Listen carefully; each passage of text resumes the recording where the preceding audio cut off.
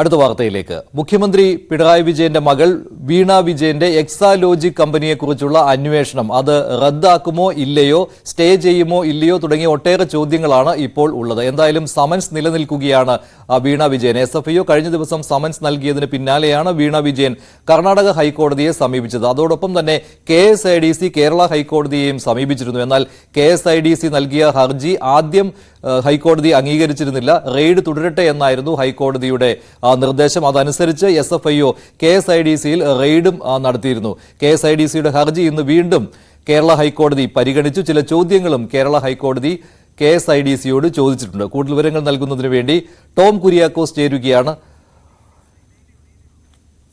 Tom കുര്യാക്കോസിലേക്ക് വരാം. അതിനു മുമ്പ് ഈ ഹർജിയിൽ ഇന്ന് രണ്ട് ഹർജികളിലും പ്രധാനപ്പെട്ട വാദമാണ് നടക്കുന്നത്.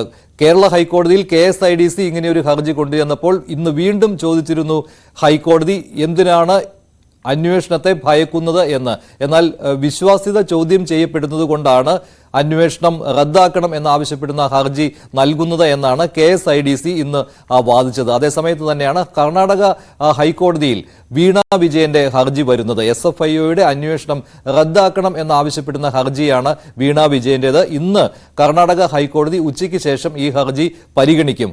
നിർണായകമായ ഒരു ഹർജിയാണ് വീണ വിജയന്റേത്. കർണാടക ഹൈക്കോടതിയിൽ നിന്ന് അനുകൂലമായ ഒരു ഉത്തരവ് കിട്ടിയാൽ SFIO അന്വേഷണത്തെ തടയുവാൻ എക്സാലോജിക്കിന് കഴിയും. മറിച്ചാണെങ്കിൽ SFIOയുടെ സമൻസിന് മറുപടി കൊടുക്കേണ്ടി വരും.